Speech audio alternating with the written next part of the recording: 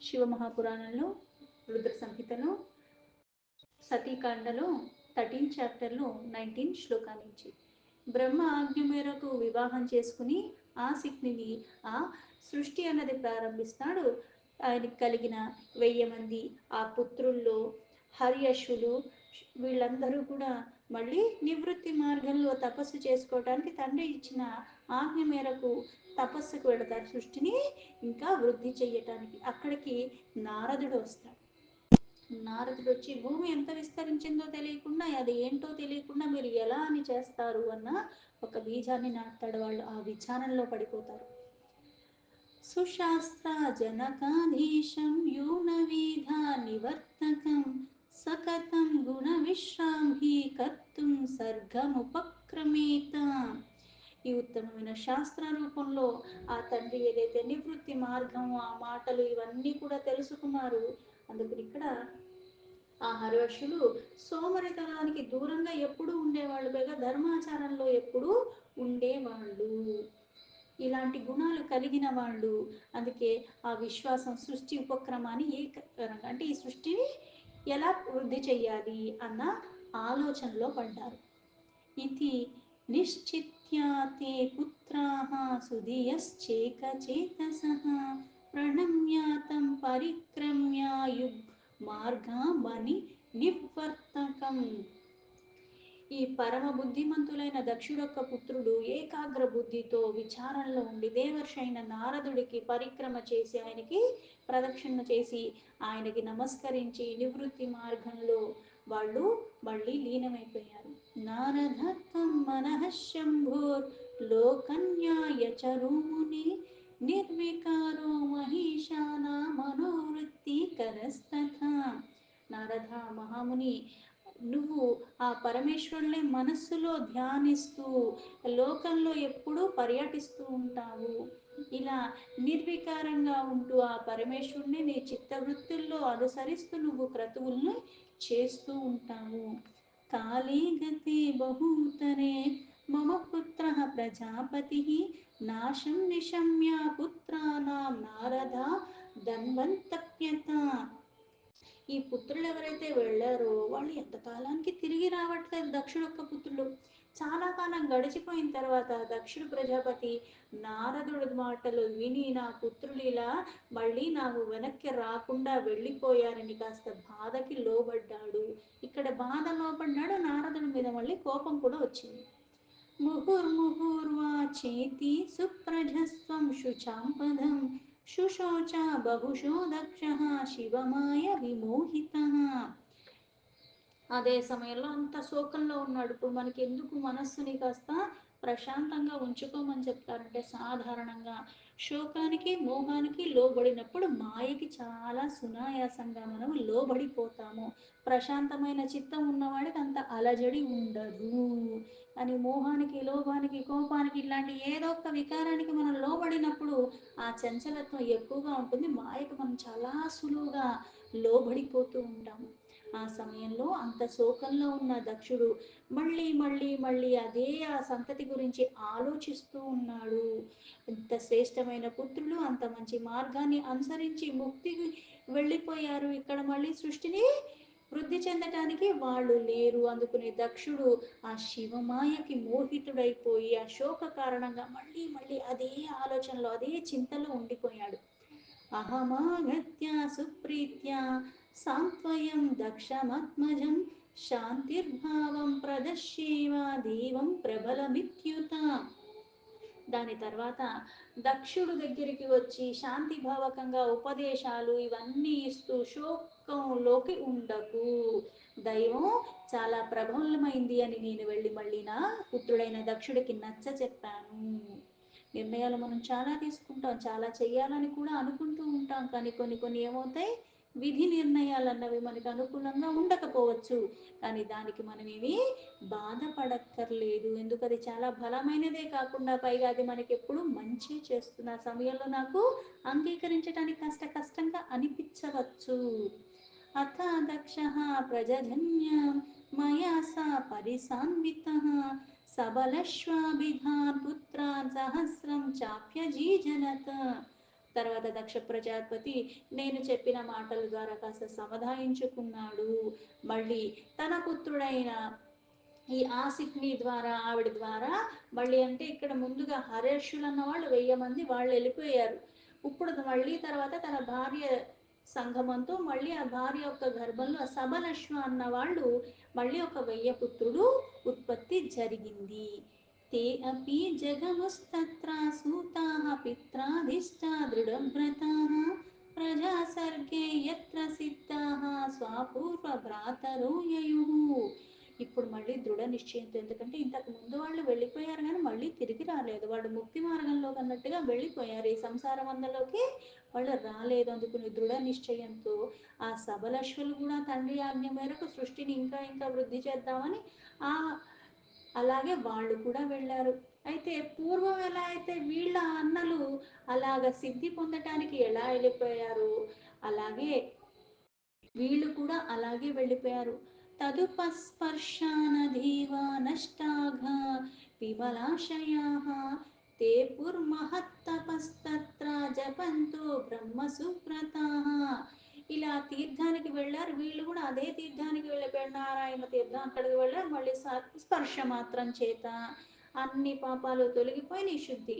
ఆ శుద్ధి చెందటం ఎలా అయిపోయిందంటే అంతఃకరణం అన్నది కూడా శుద్ధి చెందుతుంది. స్పర్శ దేనికి వచ్చింది, నాది శరీరానికి పైభాగానికి వచ్చింది అనుకుంటాం, కాకపోతే దీని ప్రభావం అంటే పుణ్యప్రదమైనవి స్పర్శ మాత్రం చేత ఎలా అయితే పాపాలు నీకు తొలగిస్తుందో అలాగే అమంగళకరమైనవి అలాగే దుర్గుణాలతో ఉన్నవి కూడా స్పర్శ మాత్రం చేత కూడా నీకు పాపాలు అలానే అంటుకుంటాయి. ఇక్కడ పుణ్యం వస్తుంది అంటే అర్థం ఏంటి, ఇంకొకటి మళ్ళీ పనికిరాని దాని దగ్గరికి వెళ్ళినా పనికిరాని దాన్ని స్పర్శించి ఇవన్నీ నువ్వు చేస్తున్నప్పుడు అక్కడ కూడా పాపం వస్తుంది. సర్వత్రా నిష్పాపంగా ఉన్న శుద్ధమైన అంతఃకరణంతో వీళ్ళందరూ స్పర్శ మాత్రంతో ఉత్తమైన వ్రతంలో మళ్ళీ పారాయణలైపోయారు. ఆ బ్రహ్మజపాన్ని చేసుకుంటూ కఠినమైన తపస్సు చేసుకుంటూ కూడా వీళ్ళందరూ ఉండిపోయారు. ప్రజా సర్గోదతస్థాన వైజ్ఞాత్వా గత్వేతి నారద పూర్వవచజాగధో వాక్యం సస్మరాన్ నీశ్వరిం గతిం. నారద, ఇలా సృష్టి చెయ్యాలి అని వాళ్ళు తపస్సులో తలాగా వెళ్ళిపోతూ ఉంటే మళ్ళీ వాళ్ళ దగ్గరికి కూడా నువ్వు అక్కడ కూడా ఈశ్వరు యొక్క గతిని స్మరించుకుంటే ఎప్పుడు ఈశ్వరనామంలో ఉంటాడు, ఈశ్వరుడే చింతలో ఉంటూ ఉంటాడు. నారదుడికి నామాన్ని అదే ఉచ్చరిస్తూ ఉంటాడు, మనసంతా అక్కడే ఉంటుంది. అలాగ నువ్వు అక్కడ మళ్ళీ వాళ్ళకి ఉపదేశానికి ఇచ్చేదావు. ఏదైతే పూర్వం వాళ్ళ నువ్వు అన్నలకి ఇచ్చావో, హర్యశులకి ఇచ్చింది శబలశులకు కూడా ఇవ్వటానికి నారదుడు అక్కడికి వెళతాడు. భాతృపతానమాదిశ్య త్వం మనో అమోఘదర్శానః ఆయశ్చోద్వర్గతిం తేపి భ్రాతృమార్గాం యయుః సుతాః. ఇలా ముని నారద, నువ్వు అక్కడికి వెళ్ళావు, అక్కడికి వెళ్ళిన తర్వాత నీ దర్శనతో అక్కడ నిష్ఫలం అవ్వే అవకాశమే లేదు, ఫలిస్తూనే ఉంటుంది. ఎందుకు అంటే ఇప్పుడు మనం కొన్ని చెయ్యాలన్న దృఢ నిశ్చయంతో ఉంటే నిజంగా సత్మార్గంలో సత్ప్రవర్తనతో సద్బుద్ధితో మనం ఉండగలిగితే, నేను కోరుకున్నా కోరుకోకపోయినా నా యొక్క ఈ శుద్ధి కారణంగా సమయానికి సందర్భానికి తగ్గట్టుగా ఎవరో ఒక రూపంలో అక్కడికి వచ్చి మనకు అది ఆ మార్గాన్ని మళ్ళీ అక్కడున్న సమస్యను తొలగించడానికో లేకపోతే ఇంకో మార్గాన్ని ఉపదేశించడానికో ఏదో ఒక మార్గంలో అన్నది మనకి అక్కడ వస్తారు. అందుకే ఇక్కడ నువ్వు ఎప్పుడైతే అక్కడికి వెళ్ళావో వాళ్ళ అన్నలకి చెప్పినట్టుగా హర్వశులకి చెప్పినట్టుగా ఈ సబలశులకి కూడా నువ్వు ఆ మార్గాన్ని ఉపదేశించావు. వీళ్ళు కూడా అదే మార్గాన్ని అనుసరించి వాళ్ళు కూడా మళ్ళీ వాళ్ళ అన్నల్లాగే అదే మార్గంలో అంటే నివృత్తి మార్గంలోకి వెళ్ళిపోయారు, ఇంకా దేంతోనూ సంబంధం లేకుండా. उत्पातान् बहुशोपश्यत्तदेवा स प्रजापतिः विस्मितो भूत्सा मे पुत्रो दक्षो మనసి దుఃఖితః. అదే సమయంలో దక్ష ప్రజాపతి కూడా ఇలా బాధ, ముందు పిల్లలు అంతమంది వెళ్ళిపోయారనే బాధేసింది, ఇప్పుడు మళ్ళీ ఇంకోసారి కూడా వీళ్ళు కూడా అలానే వెళ్ళిపోయారని ఆశ్చర్యానికి లోపడుతూ ఆ మనస్సు ఇంకా ఇంకా దుఃఖానికి పూనుకున్నట్టుగా, ఇంకా దుఃఖమే వస్తున్నట్టుగా. ఎందుకంటే ఆ దీని తర్వాత వాళ్ళు చేయాల్సిన కార్యాన్ని వాళ్ళు చేయకుండా వాళ్ళు వదిలేసి వెళ్ళిపోయారు, ఇప్పుడు వీళ్ళు కూడా అలాగే వెళ్ళిపోయారు. పూర్వావతా త్వత్కృతం దక్షం చకితో భృశం పుత్రనాశం శుశోచాతి పుత్రశోకా విమూర్ఛితః. ఇంత దీర్ఘకాలమైన ఈసారి కూడా ఈ పుత్రులు కూడా రాకపోయేసరికి ముందు వాళ్ళు ఎలా అయితే వెళ్ళిపోయారో అలాగే వీళ్ళు కూడా వెళ్ళిపోయారన్న సమాచారం తనకి తెలిసింది. ఇంకా ఆశ్చర్యంతో ఆ పుత్ర యొక్క శోకంలో మళ్ళీ స్పృహ కోల్పోడి పడిపోయాడు. చాలా దుఃఖానికి లోబడ్డాడు. మనకి ఏదైనా ఒక్కసారి అయ్యింది అంటే ఆ ఘటన కానీ ఇంకోటి కానీ అయినప్పుడు బాధ అనిపిస్తుంది. కానీ అదే బాధ అదే తీవ్రంగా మళ్ళీ ఇంకోసారి తగిలినప్పుడు దాని తీవ్రత ఎక్కువైపోతూ ఉంటుంది. ఎందుకంటే ఇందులోంచి అప్పుడప్పుడు బయటికి రావడానికి నేను ప్రయత్నిస్తున్నాను. అప్పుడే మళ్ళీ అదే తీవ్రంగా తగిలినప్పుడు ఆ బాధ అన్నది ఇంకా ఎక్కువగా ఉంటుంది. అందుకని ఆ పుత్ర శోకంలో మళ్ళీ అంత బాధకి లోబడిన కారణంగా స్పృహ కోల్పోయి పడిపోయాడు. చక్రోధాతుభ్యం దక్షోऽसौ దుష్టో అయమితి చాబ్రవీత్ ఆగతస్తత్ర దేవా త్వమానుగ్రహకరస్తదా. ఈ దక్షుడి మీద వచ్చి పడిన ఇవన్నీ కూడా ఆలోచించుకున్న, ఎందుకంటే ముందుసారి వచ్చాడు బ్రహ్మ చెప్పాడు ఇది మళ్ళీ దైవ నిర్ణయం ఉన్నది చాలా ప్రబలమైంది, అందుకు నువ్వేం దుఃఖపడకు అని చెప్పాడు. అయితే అక్కడ మళ్ళీ ఈ నారద యొక్క కారణంగానే తన పిల్లలు వెళ్ళిపోయాడు. దైవయోగంతో ఇంతమంది వెళ్ళిపోయినా సరే, అనుగ్రహం కారణంగా వెళ్ళిపోయినా అన్నా సరే, వీరు కూడా ఆ సమయంలో మళ్ళీ దక్షుడి దగ్గరికి వెళ్ళారు. శోకావిష్టः स दक्षो हि रोषविस्फुरिताधरः उपलभ्य तमाहत्य దిక్ దిక్ ప్రోచ్యా విగర్హయన్. అదే సమయంలో ప్రజాపతి ఇప్పుడు ఎలా ఉంటుందంటే, ఇప్పుడు ఒకళ్ళ ద్వారా మనకి కాస్త బాధ కలిగింది, వాళ్ళు మన దగ్గరలో లేనప్పుడు అప్పుడు మనకి వాళ్ళ మీద కోపం ఉంటుంది. కానీ అదే సమయంలో వాళ్ళు కూడా అక్కడ దగ్గరికి వచ్చినప్పుడు ఇంకా ఇంకా ఎక్కువ అయిపోతుంది, వాళ్ళ మీద ఆగ్రహం వచ్చేస్తూ ఉంటుంది. వాళ్ళు రాలేదు అంటే ఏమవుతుంది, అప్పుడు కూడా కోపం ఉంది కానీ కాలానుగుణంగా మళ్ళీ ఈ తీవ్రత నాకు 2-3 రోజుల తర్వాత అంత ఉండదు, ఆ సమయంలో ఎక్కువగా ఉంటుంది. ఎప్పుడైతే ఈ దైవ అనుగ్రహ కారణంగా నారదుడు కూడా మళ్ళీ దక్ష ప్రజాపతి దగ్గరికి వెళ్ళాడు. కోపంలో ఉన్నాడు భయంకరంగా. అక్కడ మళ్ళీ అక్కడ రాగానే చూసేసరికి వెంటనే నిందాపూర్వకంగా మాట్లాడటం మొదలు పెట్టాడు దక్షుడు నారదుడి మీద. దక్ష ఉవాచ కిం కృతం తే అధమశ్రేష్ట సాధూనాం సాధులిఖతః భిక్షో మార్గో అభర్కానాం వైదర్శితో ఆసాధుకారిణః. దక్ష ఎంత కోపంలో ఉన్నాడంటే నారదుడిని, అధముల్లో శ్రేష్ఠుడివి, ఎలా అయితే బ్రహ్మని ఎలా అయితే ప్రజ్ఞావంతుల్లో శ్రేష్ఠ అంటాం, భక్తుల్లో శ్రేష్ఠ ఇట్లా చెప్తూ ఉంటాడు. ఇప్పుడు నారదుడు ఎలా కనిపిస్తున్నాడు దక్షుడికి అంటే, అధము చాలా తక్కువలో ఉన్నవాడి కన్నా నువ్వు శ్రేష్ఠుడు అంటే అంతకన్నా ఇంకా నీచంగా ఉన్నవాడు ఎవరూ లేరు. నువ్వు సాధు రూపాన్ని ధరించి ఉన్నావు కానీ నువ్వు నా పుత్రుల్ని ఏ ఉపదేశం చేశావు, వాళ్ళని వేరే మార్గంలో వెళ్ళిపోయేలాగా చేశావు. నీ కారణంగా నా పిల్లలందరూ కూడా భిక్ష మార్గం నీ ఉపదేశ కారణంగానే అలా వెళ్ళిపోయారు, ఇది కళ్యాణకారకమైనది కాదు, నీ కారణంగా వాళ్ళందరూ వెళ్ళిపోయారు అని నిందించాడు. ऋणोस्त्रीभिरमुक्तानां लोकयोरुभयोः कृतः विघातः श्रेयसो अमीषां నిర్ధయేనాశటేన తే. నీ కారణంగా నిర్దయంగా ఇట్లా దేవ ఋషి పితృ రుణాలి ముక్తి లేకుండా వాళ్ళందరూ ఆ పిల్లలు అలా వెళ్ళిపోయారని యొక్క ఉపదేశ కారణంగా. ఇప్పుడు పితృ రుణం ఎలా అంటారు అంటే ముక్తి ఎలా లభిస్తుంది, ఋషి రుణం ఇవన్నీ అంటే కొన్ని క్రతువులు చెయ్యటం ద్వారా. ఎలా అయితే మన పితృలు మన పూర్వం వెళ్ళిపోయిన వాళ్ళకి మనం కాస్త పిండ తర్పణలు ఇవన్నీ చేస్తూ ఉంటాం, దాని ద్వారా బుద్ధి సిద్ధి మనకి లభిస్తుంది, వాళ్ళకి శాంతి లభిస్తుంది అంటారు. పైగా ఈయన తర్వాత చేయాల్సిన వాళ్ళు అది చేయకుండా ఉన్నప్పుడు మళ్ళీ ఆ రుణం నుంచి వీళ్ళు విముక్తి పొందే అవకాశం లేదు. అలా ముక్తి పొందకుండానే నా పుత్రుడి ఉపదేశ కారణంగానే ఇలా వెళ్ళిపోయారు. అందుకుని ఎప్పుడు ఏమైంది, వీళ్ళ కారణంగా లోకాల్లో ఉన్న వాళ్ళకి కళ్యాణం అన్నది కూడా నశించిపోయింది, ఎందుకంటే ఆ క్రతువు చేసేవాడు లేడు కాబట్టి. రుణాని త్రిణయ అపకృత్యాయో గృహాత్ ప్రావజిత్ పుమాన్ మాతరం పితరం త్యక్వా మోక్షమిచ్చన్ రజత్యదః. ఇక్కడ 3 రుణముల నుంచి, అంటే ఇప్పుడు మానవ జన్మ ఎత్తినప్పుడు మనకు కొన్ని రుణానుబంధం అంటాం. ఆ రుణానుబంధం కారణాన మన చుట్టూ ఉన్నవాళ్ళు, మన జీవితంలో వచ్చేవాళ్ళు, మనకి తటస్థించేవాళ్ళు వీళ్ళందరూ వస్తూ ఉంటారు. అయితే ముఖ్యంగా ఎవరికైనా సరే 3 రకాల రుణాల నుంచి మనం ముక్తి పొందాల్సిందే. ఋషి రుణం అంటారు, అలాగే యజ్ఞ పూజ ఇటువంటి దాని ద్వారా దేవ రుణం అన్నది తీర్చుకుంటాం. అలాగే పితృ రుణం, అంటే ఇక్కడ చెయ్యవలసిన క్రతువులు చేస్తూ చేస్తూ ఉంటేనే ఈ 3 రకాల రుణములన్నది ముని శాస్త్రాల్లో చెప్పినట్టుగా వాటి నుంచి మనం ముక్తి పొందగలము. అలాగే తల్లిదండ్రులు వదిలేసి వెళ్ళిపోయి మోక్షం మీద ఎంత కోరికతో ఉన్నప్పటికి కూడా నివృత్తి మార్గంలో అనుసరించి వెళ్ళిపోతే నా ధర్మాన్ని నేను వదిలేసి వెళ్ళకూడదు. దీన్ని నేను అందుకే మనకేం చెప్తారు, బ్రహ్మచర్య నుంచి మళ్ళీ గృహస్థాశ్రమంలోకి వచ్చి మళ్ళీ తర్వాత సన్యాస, ఇవన్నీ వెళ్ళదు ఎప్పుడు అంటే మన బాధ్యతలన్నీ నిర్వర్తించి వెళ్ళిపోవటం.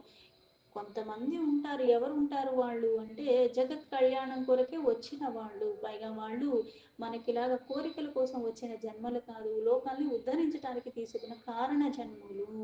వాళ్ళ మోక్ష మార్గంలోనే ఉంటారు, పుట్టినప్పటి నుంచి వాళ్ళు వెళ్ళేదాకా కూడా అదే మార్గంలో ఎప్పుడూ ఉంటారు. ఈ లౌకికమైన వాటి మీద వాళ్ళకి ధ్యాస ఉంటుంది. కానీ తల్లిదండ్రులు వదిలేసిన ఇలాంటి చేయవలసిన క్రతువుల నుంచి మనం వైదొలిగిపోయినా నివృత్తి మార్గాన్ని అనుసరిస్తాం, దానికి పరిపక్వత లేని వాళ్ళు వెళ్ళిపోయినా కానీ అక్కడ నరకగామిలే అవుతారు.